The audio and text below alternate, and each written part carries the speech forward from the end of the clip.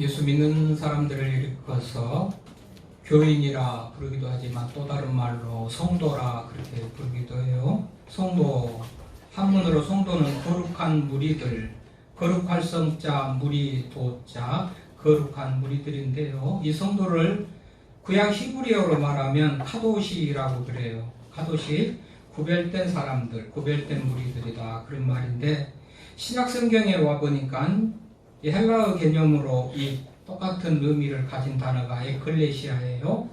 교회를 또 에클레시아라고 그러는데 거룩한 무리라 그래요. 어쨌든지 구별된 사람들, 구약의 카도시라든지 신약의 에클레시아라든지 다 구별된 사람들, 차별화된 사람들, 세상과 좀 다르게 사는 사람들이다 그런 의미를 가진단 말이죠.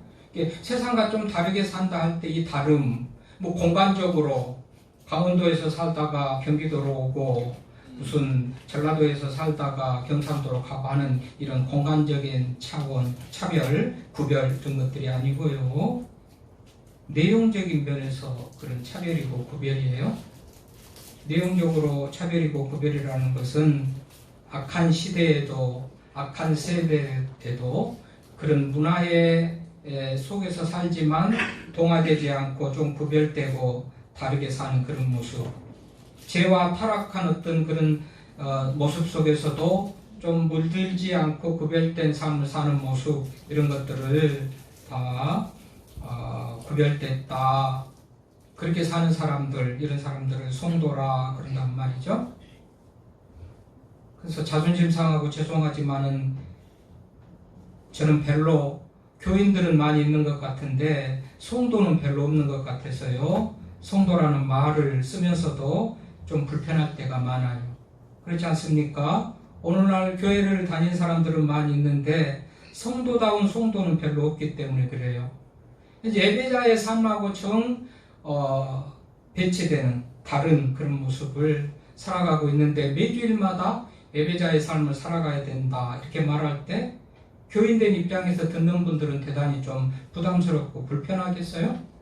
성도된 수준의 성도들이, 맞아요, 교인들이 듣는다면 마땅히 당연히 그래야지, 그렇게 하지 못한 삶에 대한 회개와 또 부끄러움을 생각하게 될 것이지만, 너무나도 차별이 나게, 차이가 나게 성도하고 거리감 있는 삶을 사는 사람이라면 매주일마다 참 부담스럽기도 하겠다. 그러나 목사는 좋은 말하는 사람이 아니에요. 진리를 말하는 사람이고 하나님의 말씀, 성경을 말하는 사람이지 듣기 좋은 말을 하는 사람이 아니에요. 사람을 기쁘시게 하라, 내가 하나님을 기쁘시게 하라. 내가 사람을 기쁘시게 하면 하나님의 종이 아니라고 바울이 말하는데요. 여러분, 목사는 진리를 말해요. 하나님의 말씀을 말해요. 진리하고 하나님과 생각이 다르고 멀어진 사람한테는 굉장히 부담스러울 거예요. 그런 의미에서. 그러나 몸에 좋은 약이 입에 쓰다고 또 아픈 상처를 아플까 봐서 덮어놓고 놔둔 것보다도 째고 수술해서 온전히 새 살로 돋아나게 하는 것 같이 필요한 것이에요. 절대적으로 필요한 것이에요. 그런 의미에서 성도의 수준이 되지 못하는 교인들의 입장에서 말씀을 들을 때 좀 부담감도 있겠으나, 그거는 하나님의 말씀을 듣는 우리들은 당연히 드려야 될 말씀이다. 그렇게 들으면서 계속해서 예배자로 살아야 된다. 세상 가운데서 예배자로 살아가야 된다. 하나님을 보여주는 사람으로 살아가야 된다. 이렇게 말할 때 좀 부담은 있겠지만, 오늘도 역시 벗어나지 못한, 그 주제를 벗어나지 못한 어떤 그런 말씀인데요. 마음을 준비를 하고 하나님의 말씀을 듣기를 바라면서, 어쨌든지 하나님은 우리를 성도로 부르시고 우리에게 대한 하나님의 기대가 또 있겠죠. 하나님의 영광과 하나님이 기뻐하시는 삶을 살기를 바라는 그런 기대 말이죠. 그럼에도 불구하고 안타깝게도 요즘의 현실은 입으로는, 겉으로는, 형식적으로는 성도다운 그런 모습을 가지고 있다라고 보여지는데 실상은 아닌 경우가 너무나도 많은 그런 현실 앞에 있단 말이죠. 자, 오늘 말씀을 통해서 보면 우리가 33절을 읽었습니다만 그 33절은 28절부터 34절 그 단락 속에 있죠. 28절 단락을 시작하면서 가장 큰 계명, 사랑에 대해서 가장 큰 계명이 사랑이잖아요. 지금 사랑에 대해서 말하는 중에 오늘 읽은 본문이 나오는데요. 서기관 중에 한 사람이 예수님께 묻습니다. 큰 계명이 뭐냐고 묻는 거죠. 예수님의 답은 마음을 다하고 목숨을 다하고 뜻을 다하여 힘을 다하여 주 너희 하나님을 사랑하라 하신 것이고 30절 또 둘째도 이것인데 31절 내 이웃을 내 자신과 같이 사랑하라 하신 것이라 이보다 더 큰 계명이 없다 그래요. 그러니까 계명, 율법, 하나님의 말씀 액기스로 딱 정리를 한다면 하나님을 사랑하고 이웃을 사랑하는 것이란 말이죠. 그래서 늘 말입니다마는 믿음 좋은 사람은 이웃을 또 이웃에게 대한 사랑도 하는 사람이에요. 하나님만 사랑하고 교회만 사랑하고 이웃에게 대해서 세상에 나가서 하나님의 말씀대로 살지 못한다면 그건 온전한 성도라고 할 수가 없지요. 50%가 부족한 거예요. 50% 하나님에게 하는 것만큼 50% 세상에 나가서 이웃에게도 또 사랑을 하는 그런 우리가 돼야 된단 말이죠. 그래서 오늘 예수님께서 서기관이 묻잖아요. 무엇이 큰 계명인가? 그랬더니 하나님을 사랑하고 둘째는 이와 같이 내 이웃을 사랑한다. 이렇게 예수님께서 가르치셔요. 그랬더니 32절, 33절은 서기관이 하는 말입니다. 예수님이 하신 말씀을 듣고 서기관이 말합니다. 뭐라고 말합니까? 32절 보니까 서기관이 이르되 선생님이여 옳소이다. 하나님은 한 분이시여 그 외에 다른 이가 없다 하신 말씀이 참이니이다. 또 마음을 다하고 지혜를 다하고 힘을 다하여 하나님을 사랑하는 것과 또 이웃을 자기 자신과 같이 사랑하는 것이 전체로 드리는 모든 번제물과 기타 제물보다 나으니이다 라고 말합니다.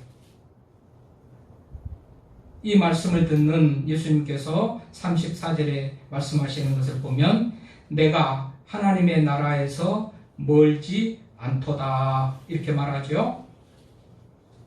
자, 오늘 이 말씀을 보면서 여러분 이 서기관은 큰 계명 하나님 사랑, 이웃 사랑에 대한 계명을 듣고 나서요.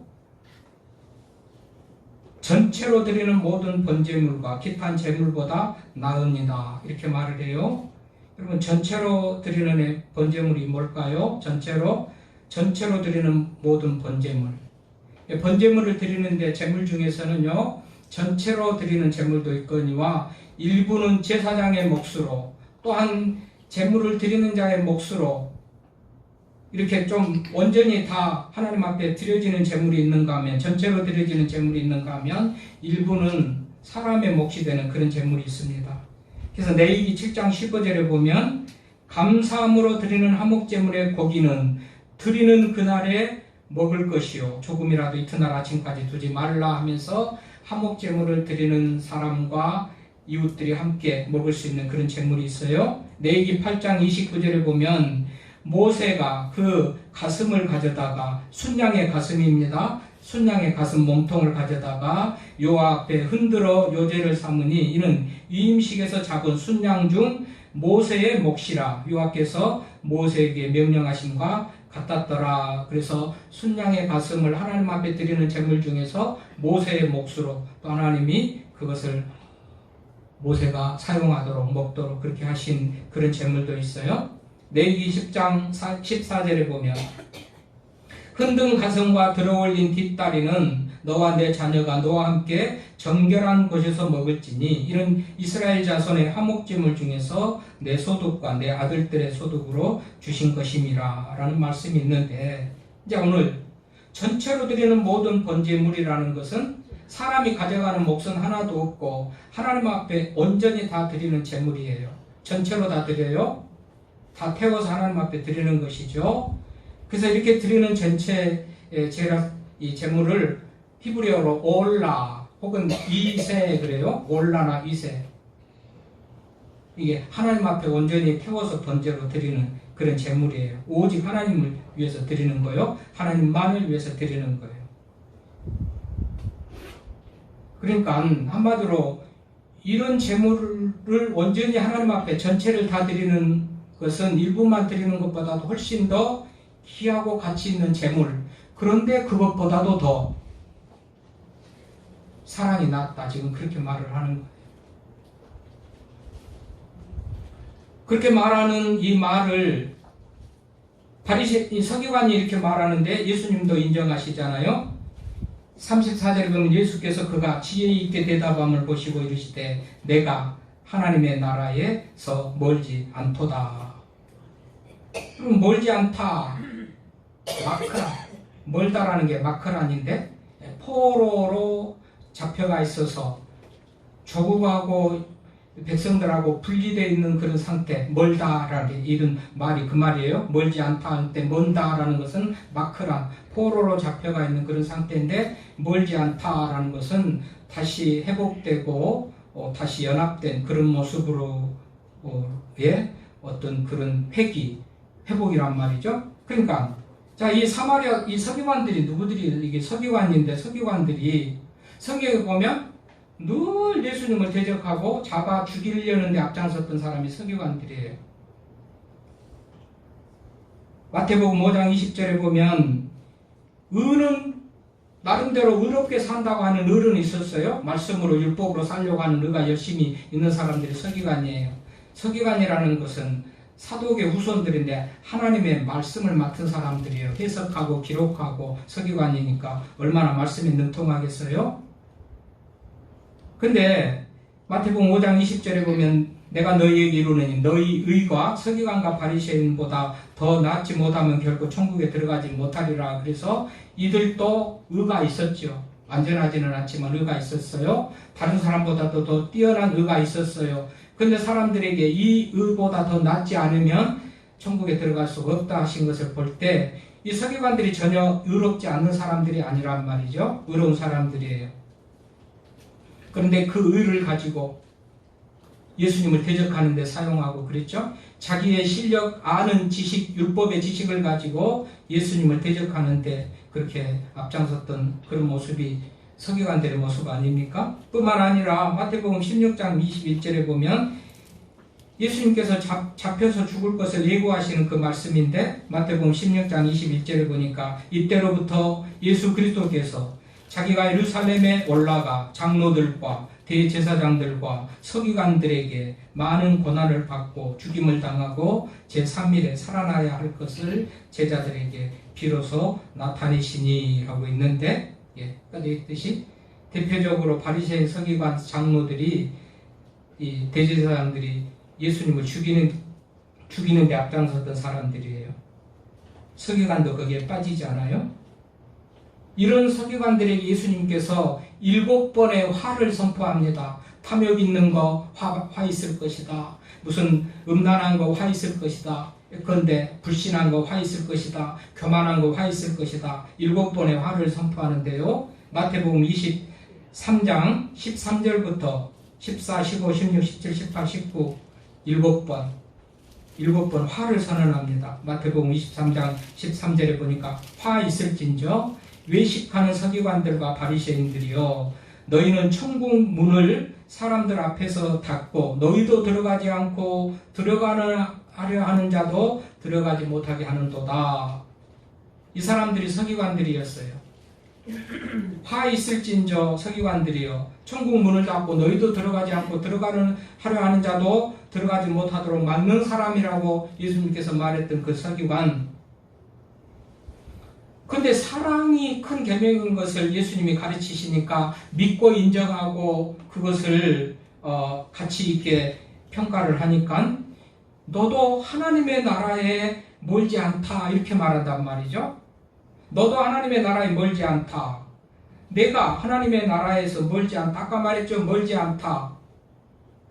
마크란 머는 데서 포로로 끌려가 있는 데서 멀지 않다라는 것은 다시 회복돼서 연합된 모습으로, 그러니까 하나님의 나라에서 멀어져 있지만 그래서 화 있을진자라고 예수님께 그렇게 많은 책망을 들었지만 사랑에 대해서 깨닫고 알고 사랑의 가치를 모든 번제를 드리는 것보다도 더 사랑 있는 것이 낫다고 고백하고 인정하는 그 얘기를 들으면서 내가 하나님의 나라에서 멀지 않다 이렇게 말하는 것을 우리가 보면 모든 번제물을 드리는 것보다도 사랑이 더 낫다는 그런 말씀으로 정리가 되잖아요.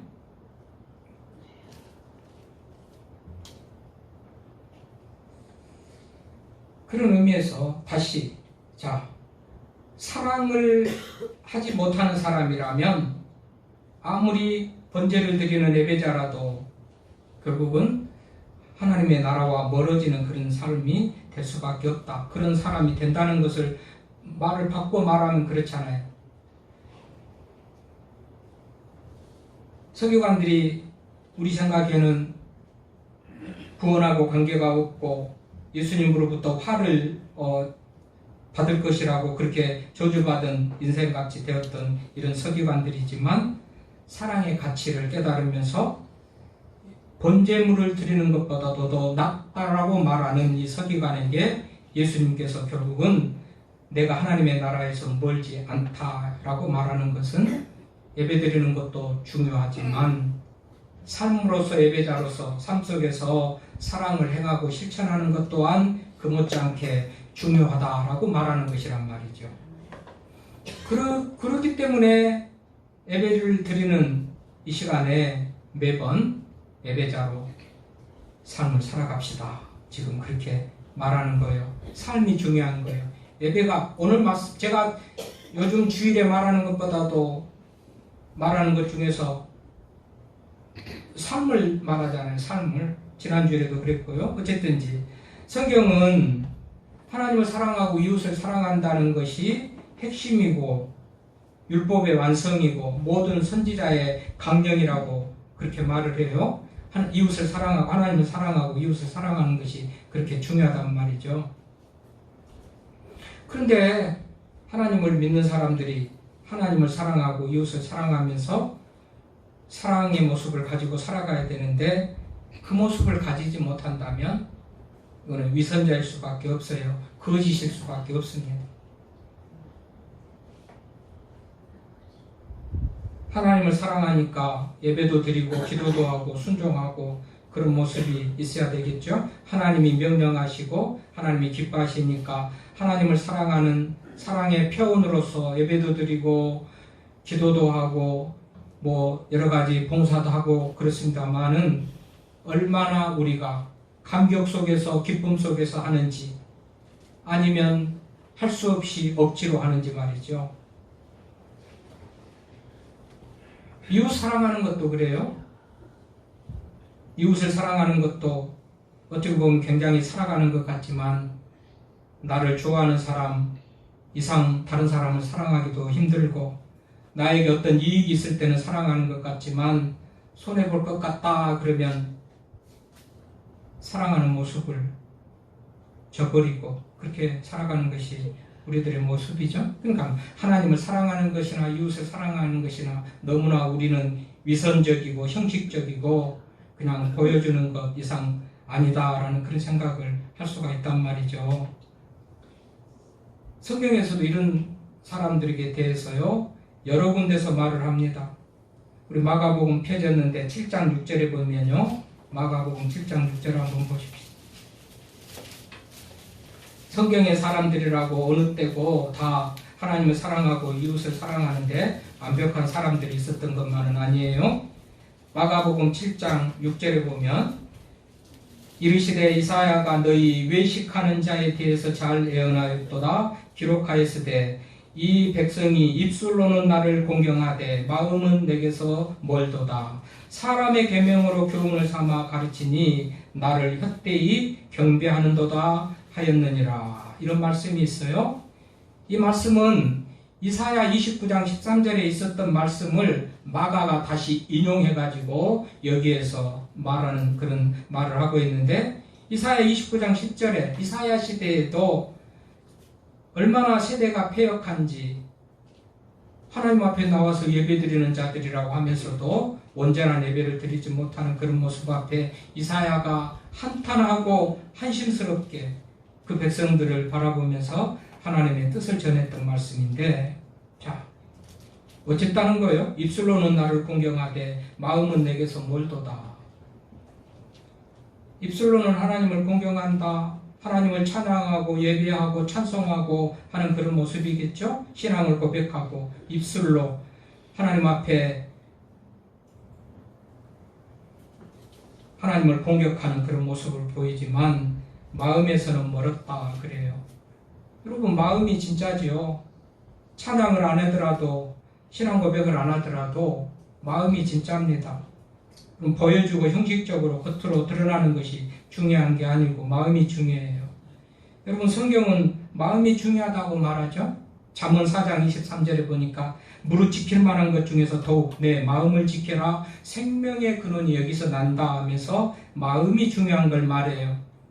이 자리에 앉아있는 거, 입술 열어서 찬송하는 거, 찬양하는 게 중요한 게 아니고 하나님을 사랑하는 그 마음을 귀하게 보시고 중요하단 말이죠. 마음. 오늘 보니까 입술로는 나를 공경하되 마음은 내게서 멀도다. 잠언 21장입니다. 잠언 21장 2절에 보니까 사람의 행위가 자기 보기에는 모두 정직하여도 여호와는 마음을 감찰하신다. 마음이 가장 기본적이고 기초적이니까 하나님이 마음 보면 다 안다는 거예요. 하나님은 다른 것 안 본대요. 마음 본대요. 마음 보면 그 사람의 됨됨이, 그 사람의 신앙 수준, 그 사람의 인격, 성품을 다 알 수 있기 때문에 하나님은 마음만 보신다고 했어요. 마음 보면, 하나를 보면 열을 안다고 마음 보면 다 알죠? 마음. 잠언 23장 7절에 보니까 대저 그 마음의 생각이 어떠하면 그 위인도 그러한즉, 마음 따라서 그 위인, 성품, 사람 됨됨이가 다 결정되기 때문에 마음이 중요한 거예요. 근데 이사야 시대에 하나님을 예배하고 믿는 성도들이라는 사람들이 입술로는 하나님을 공경하되 마음은 내게서 멀리 떠났어요. 그러고 사람의 계명으로 교훈을 삼아 가르친다. 하나님의 말씀이 기준이어야 될 텐데 사람의 누가 이 말하면 그런가, 누가 저 말하면 저런가, 사람의 말에 휩쓸려 가지고 그렇게 살았단 말이죠. 그러니까 뭐라고 그래요? 사람의 계명으로 교훈을 삼아 가르치니 나를 헛되이 경배하는도다. 하나님의 말씀을 제대로 가르치고 말씀대로 살아가면 온전한 공경, 하나님 앞에 연락되고 영광이 되는 그런 예배가 될 때인데, 그렇지 못했기 때문에 사람의 계명으로 교훈을 삼아 가르치니 나를 헛되이 경배하는도다. 말씀으로 가르치고 이것이 참 예배입니다. 이것이 성도의 삶입니다. 성도는 이렇게 살아야 되는다. 바르게 말씀으로 가르쳐야지 그게 하나님 앞에 영광된 예배가 될 텐데, 하나님을 경배하는 것이 될 텐데, 그렇지 못하니 헛된 경배가 되고 만다고 가르쳤죠. 이사야 시대의 그런 모습을 신약 시대에도 그런 모습을 가지는지 마가가 또 인용해가지고 제대로 된 예배를 드리고 마음으로 하나님을 공경하는 예배를 드려야 된다라고 말씀을 다시 인용해서 가르치는 것이죠. 매일마다 우리는 매주일마다 나와서 예배를 드린다고 드리고 있습니다. 입술로 찬송을 하고 찬양을 합니다. 헌금도 합니다. 주방은 맛있는 음식을 준비해가지고 주방에서 또 성도들을 대접하고 봉사도 합니다. 진짜 거기에 마음으로부터의 하나님의 사랑, 진짜 거기에 마음으로부터 이웃을 사랑하는 그 마음으로 하는가? 하나님의 창조의 은혜, 구속의 은혜의 감격함 때문에 어찌 보답할 수 없는 그런 마음을 가지고 진정으로 하나님께서 기쁘시게 받으실 만한 그런 찬양과 봉사와 섬김과 헌신이 있는가 말이죠. 이런 것이 없으면 오늘 우리 하나님께서 우리의 예배를 기뻐하시지 않고, 이런 것이 없다면 결국 전체로 드리는 모든 번제물과 기타 제물과 같이 사랑이 없는 모습으로 하는 그런 제사, 제물, 이런 것들은 다 쓸모없는 것, 가치 없는 것이 된다라고 오늘 말씀이 우리들에게 가르치는 거예요. 우리가 예배 드리는 것 하나님께서 기뻐하시는 일인 줄 알고, 피곤함에도 바쁨에도 시간이 없음에도 몸이 연약함에도 주님 앞에 나와서 예배를 드립니다. 다른 것은 다 못해도 예배를 드려야 돼. 근데 중요한 것은 예배를 드리는 것 참 귀하고 잘한 일입니다. 예배에 목숨을 건다. 예배에 실패하면 뭐 인생 실패고 예배에 성공하면 인생 성공한다. 예배의 가치를 귀하게 두는 것도 매우 중요하고 좋습니다만은 그러나 삶이 따르지 않는다면 그 예배는 하나님께서 기뻐하시지 않는 예배가 될 수밖에 없다고 매주일마다 지금 듣고 있죠. 그러니까 예배자는 세상 가운데서도 삶의 모습이 예배자의 삶이 되어야 된단 말이죠. 하나님을 기쁘시게 하는 예배자의 삶이 되어야 된단 말이죠. 매주일마다 거의 반복해서 했습니다마는 멀리 갈 것도 없이 지난주일에 우리 히브리서 13장 16절 말씀에 오직 선을 행함과 서로 나누지기를 잊지 말라. 하나님은 이 같은 제사를 기뻐하시느니라. 그렇게 말했어요. 예배당에 나와서 찬송하고 찬양하고 예배를 드리는 것이 하찮다는 얘기가 아니고 하나님을 사랑하는 중에 그런 것들이 내용이 있으니까 하나님을 사랑하는 표현의 일부니까 당연히 그런 것도 있어야 되겠지만 두 번째 또 말하는 두 번째 둘째도 이와 같으니 그 이웃의 사랑에 대한 그것도 예배를 귀하게 여기고 하나님께 예배하는 것 못지않게 이웃의 어려운 이웃들을 돌보고 사랑하는 것 또한 중요하다. 그 말을 지금 하는 거잖아요. 사무엘상 15장 22절에 보면 제사장 사무엘이 제사를 드려야 되는데 무슨 급한 일이 있었는지 지금 막 앞에는 적군이 쳐들어오고 위급한 상황이 생긴데 급한 상황이 생긴데 사무엘이 빨리 와서 제사를 드려야 되는데 안 오는 거예요. 마음이 급해가지고 사울 왕이 제사를 드려버리죠. 제사가 끝난 다음에 온 사무엘이 하는 말입니다. 여호와께서 번제와 다른 제사를 그의 목소리를 청종하는 것을 좋아하신가 같이 좋아하겠습니까? 예배라고 다 좋아하겠습니까? 예배는 제사장이 드리도록 돼 있는데 왕이 드리면 됩니까? 하나님이 기뻐하시는 원칙대로 하나님이 기뻐하시는 뜻대로 드려야지요 하는 말이에요 지금. 그러면서 예배가 번제가 제사가 중요한 게 아니고 순종이 제사보다 낫고 듣는 것이 순양의 기름보다 낫다.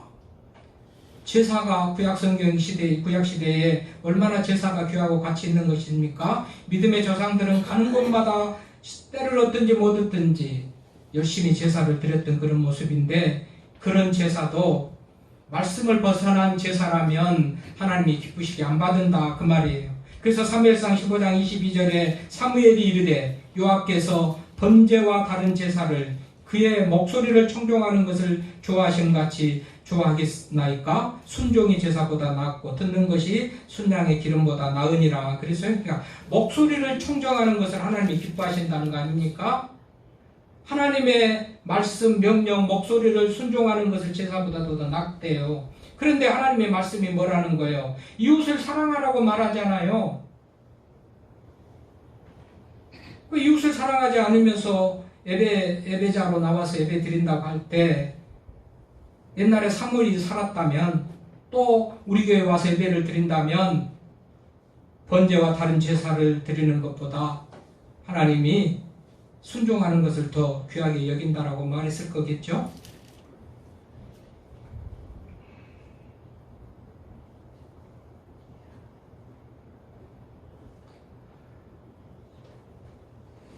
(2020년 4월 8일) 한참 코로나가 유행하던 때죠.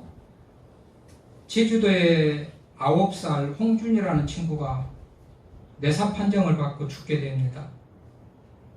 4월 1일 날 집에 저녁 먹고 갑자기 놀다가 뇌출혈로 쓰러져요. 제주대학병원에 갔는데 4일 동안 깨어나지를 못하고 5일 만에 뇌사 판정을 받습니다.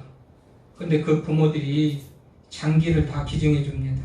9살 홍준이의 장기가 심장, 폐, 간, 신장 좌우, 각막 좌우 7개 신장이 다른 이들에게 옮겨져 가지고 7명을 살리고 하늘나라로 갔다. 그런 기사가 났더라고요. 홍준이 부모들이 예수님을 믿는 분들이라면 하나님을 보여주는 그런 모습을 보였고, 안 믿는 분들이라면 참 이웃을 사랑하는 그런 어떤 사랑의 실천을 보여준 그런 분들이다라는 그런 생각이 들면서요. 홍준이 엄마 같은, 부모 같은 이런 분들을 모델로 삼아서 살면 우리들도 예배자로 삶을 사는 삶이 되겠다 싶어서 소개를 하면서, 또 일주일 동안 세상 나가서 사는 동안 있는 그곳, 내가 있는 그곳이 하나님과 함께 동행하는 그 자리가 예배자의 삶이 되는 것을 기억하고 예배자로 살아가는 우리가 되기를 바랍니다. 하나님 아버지 감사합니다. 오늘 복되고